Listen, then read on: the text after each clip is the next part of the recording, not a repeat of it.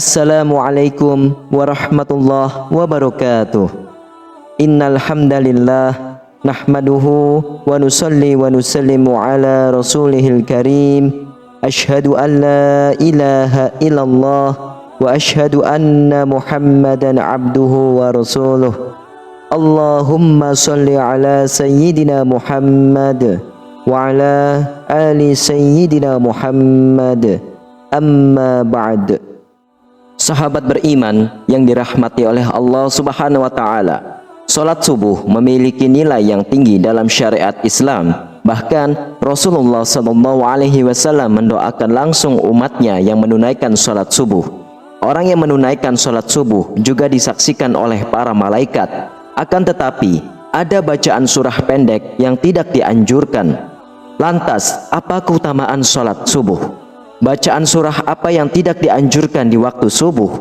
Benarkah malaikat menyaksikan langsung ketika kita menunaikan sholat subuh? Mari kita simak video ini hingga akhir agar menjadi penambah ilmu pengetahuan kita dan supaya tidak gagal faham dan tidak sesat.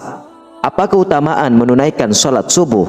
Sholat subuh ditunaikan jelang terbitnya fajar, waktu di mana orang-orang dalam keadaan yang terlelap tidur. Betapa banyak kaum muslimin yang lalai dalam mengerjakan sholat subuh. Mereka lebih memilih melanjutkan tidurnya ketimbang bangun untuk melaksanakan sholat. Karena itulah Rasulullah SAW mengkhususkan sholat subuh mulia dengan keistimewaan tunggal. Sholat subuh bahkan memiliki sifat-sifat tertentu yang tidak terulang pada sholat lainnya. Saking istimewanya, orang yang mengerjakan sholat subuh didoakan oleh Rasulullah SAW. Hal ini sebagaimana disebutkan dalam sebuah hadis. Rasulullah SAW bersabda, "Ya Allah, berkahilah umatku selama mereka senang bangun subuh." Hadis riwayah Imam Tirmizi, Imam Abu Dawud, Imam Ahmad, dan Imam Ibnu Majah.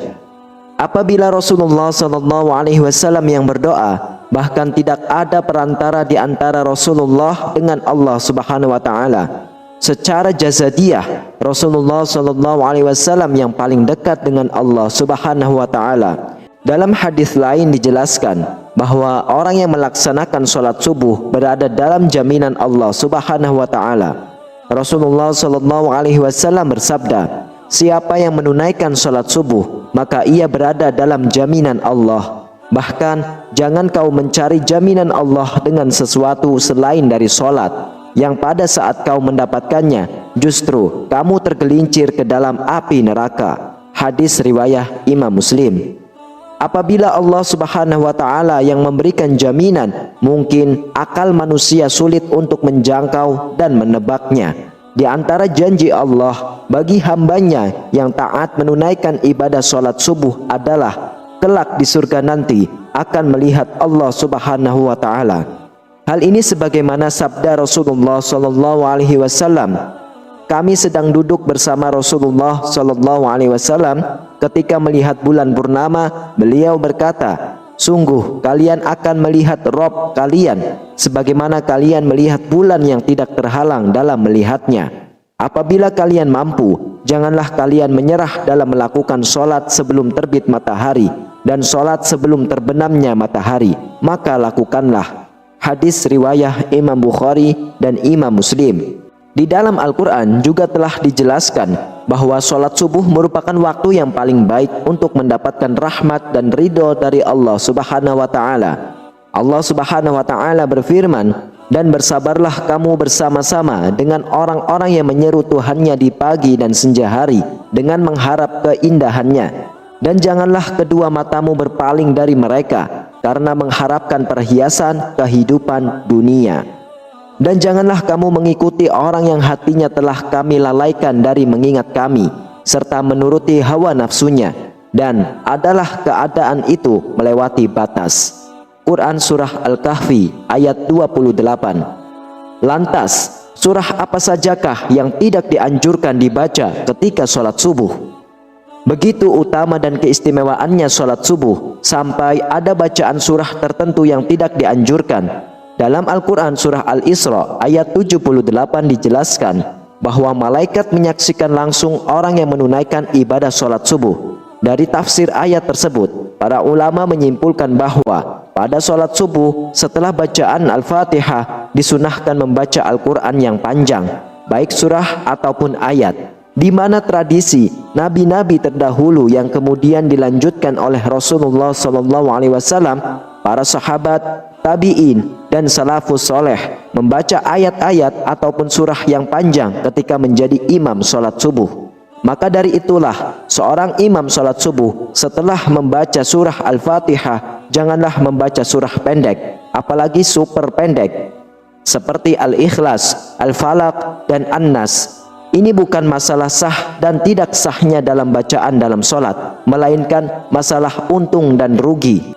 Perkara sah sudah pasti sah, akan tetapi rugi karena disaksikan banyak malaikat. Maka tentu sangat sayang sekali jika hanya ayat pendek yang dibacanya, karena apabila semakin banyak huruf-huruf Al-Quran yang dibaca dalam melaksanakan sholat subuh yang disaksikan oleh banyak malaikat, akan menambah catatan amal kebaikan kita yang disampaikan ke Allah Subhanahu wa Ta'ala melalui malaikat. Rasulullah SAW seringkali menunjukkan contoh-contoh bacaan sholat subuh yang menandakan syarat akan makna tertentu. Pada beberapa riwayat, Rasulullah SAW disebutkan sering membaca surah Al-Waqi'ah, surah At-Tur, surah Qaf, dan surah At-Takwir.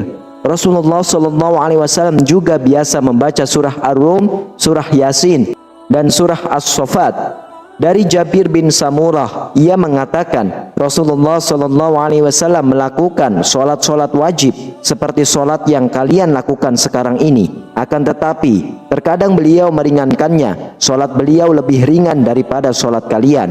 Dan terkadang dalam sholat fajar atau subuh beliau membaca surah Al-Waqi'ah dan surah-surah yang semisalnya. Hadis riwayat Imam Ahmad. Sholat 2 rakaat sebelum sholat subuh atau sholat qobliyah juga memiliki keutamaan. Keutamaan qobliyah subuh pahalanya besar dan fadilahnya digambarkan lebih bagus daripada dunia beserta isinya. Apabila seseorang mengerjakan sholat subuh, niscaya ia akan dapat banyak keutamaan. Selain keutamaan yang telah disebutkan, ternyata orang yang menunaikan sholat subuh disaksikan langsung para malaikat. Benarkah para malaikat menyaksikan kita ketika sholat subuh? Allah Subhanahu wa Ta'ala telah menyiapkan pahala yang luar biasa bagi mereka yang membiasakan sholat subuh tepat pada waktunya. Pahalanya bahkan sebanding dengan sholat semalam suntuk. Janji pahala ini sebagaimana sabda Rasulullah SAW, barang siapa yang sholat subuh berjamaah, maka seakan-akan dia telah melaksanakan sholat semalam suntuk. Hadis riwayat Imam Bukhari. Memang sebagai orang lalai mengerjakan sholat subuh karena malas bangun pagi. Padahal secara ilmiah bangun pagi dan menekan ibadah sholat lebih baik daripada tertidur pulas dan malas-malasan. Di dalam ilmu sains menjelaskan pembuluh darah manusia akan mengembang pada tengah malam terakhir sampai menjelang siang. Kemudian secara berangsur-angsur sekumpulan sel darah akan menggumpal pada dinding pembuluh sehingga terjadi penyempitan. Inilah yang mengakibatkan tekanan darah tinggi. Dari segi medis pun mendukung aktivitas pagi untuk kesehatan tubuh. Sholat subuh yang memicu orang bangun pagi juga akan menjadi penerang pada hari kiamat, hari di mana orang-orang akan ketakutan. Rasulullah SAW bersabda, berilah kabar gembira bagi orang-orang yang berjalan di kegelapan menuju masjid untuk mengerjakan sholat subuh dengan cahaya yang terang benderang, pertolongan pada hari kiamat. Hadis riwayat Imam Abu Daud, Imam Tirmizi, dan Imam Ibnu Majah. Sholat subuh yang dilaksanakan pada pergantian malam dan siang dimulai menjadi hal yang disukai para malaikat. Karena pada saat itulah mereka malam dan siang sedang bertugas. Maka dari itulah mereka melaksanakan sholat subuh pada awal waktu. Sebab disaksikan oleh para malaikat, baik itu malaikat yang bertugas pada malam hari maupun siang hari. Allah Subhanahu wa Ta'ala berfirman, dan dirikanlah sholat subuh. Sesungguhnya sholat subuh itu disaksikan oleh para malaikat. Quran Surah Al-Isra ayat 78. Begitu istimewanya menunaikan ibadah sholat subuh. Selain mendapatkan pahala baik dari segi medis, disaksikan pula oleh para malaikat. Itulah beberapa keistimewaan sholat subuh. Semoga kita semua dimudahkan untuk melaksanakan sholat subuh secara berjamaah yang pahalanya begitu besar sehingga lebih baik daripada dunia beserta isinya. Wallahu a'lam bishawab. Semoga video ini bermanfaat untuk kita semuanya. Wassalamualaikum warahmatullahi wabarakatuh.